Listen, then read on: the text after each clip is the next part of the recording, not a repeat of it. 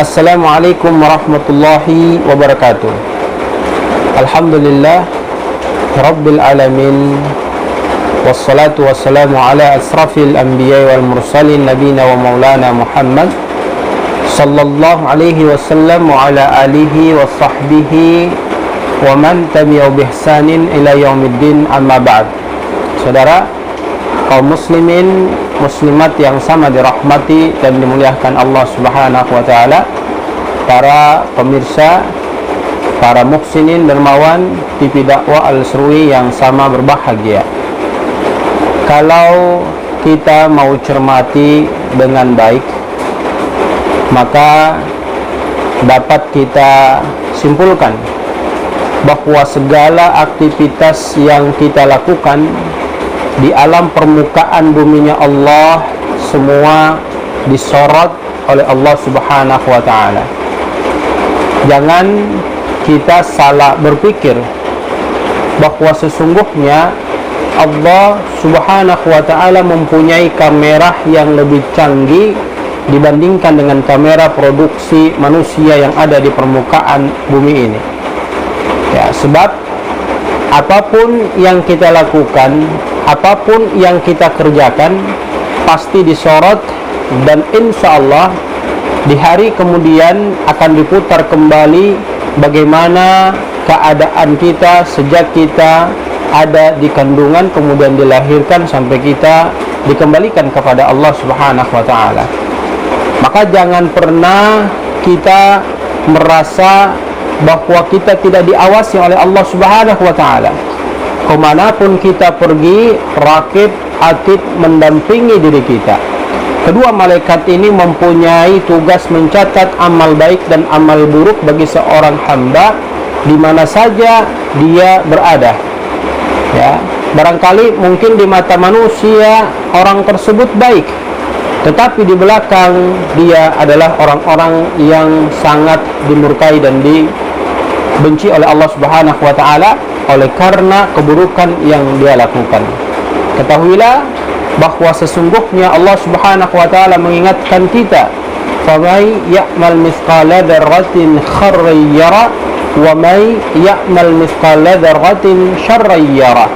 Bahwa sesungguhnya semua perkara yang dilakukan manusia ketika dia berbuat maksiat, kemudian dia ingin menyembunyikan kemaksiatan itu dari orang lain.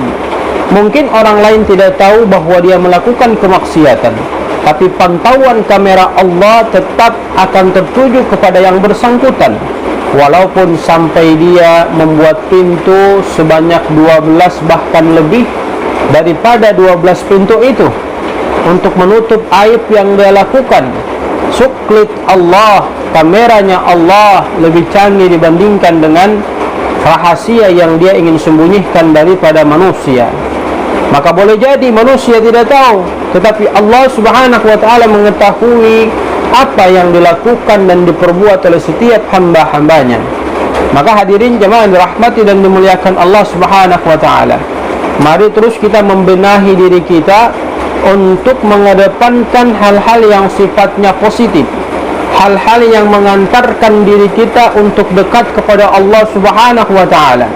Jauhilah oleh kita perkara-perkara yang nantinya membuat Allah murka kepada kita, yang nantinya membuat Allah benci kepada diri kita. Dan sadarkan diri kita bahwa sesungguhnya kalau Allah sudah murka, Allah sudah benci kepada seorang hamba, maka yakin dan percaya dia tidak akan pernah menyium baunya surganya Allah Subhanahu wa taala.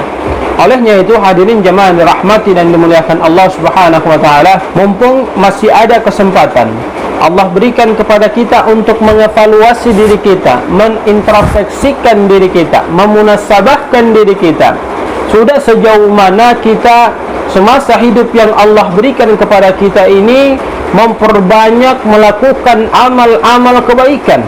Kalau sampai saat ini kita masih menumpukan amal-amal kemaksiatan, maka segeralah mengantarkan diri kita untuk bertaubat kepada Allah agar Allah memberikan ampunan kepada kita, sehingga dengan ampunan yang Allah berikan membuat kita mendapatkan rahmat Allah dan menjadikan diri kita dicintai, diberkahi dan diridhai oleh Allah Subhanahu wa taala.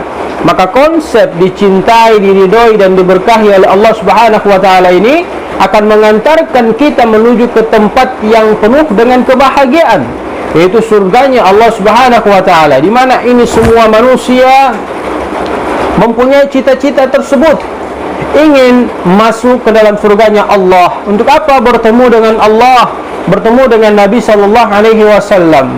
Dan itu tidak akan pernah terjadi jemaah yang dirahmati dan dimuliakan Allah ketika kita di dunia terus menerus menumpukan kemaksiatan kepada Allah Subhanahu wa taala.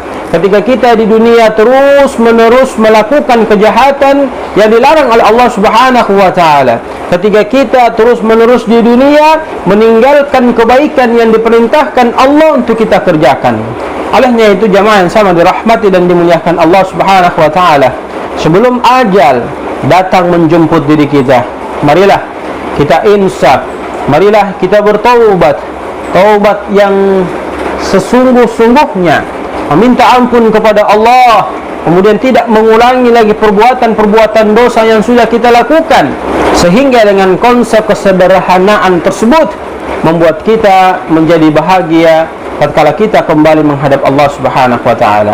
Semoga Allah meridai kita, semoga Allah merahmati kita, semoga Allah membimbing kita, memberikan hidayah kepada kita untuk tetap berusaha menggapai keridaan dan rahmat Allah dalam melakukan kebaikan, kemudian meninggalkan kemaksiatan untuk kebahagiaan hidup kita ketika kita kembali menghadap Allah Subhanahu wa taala.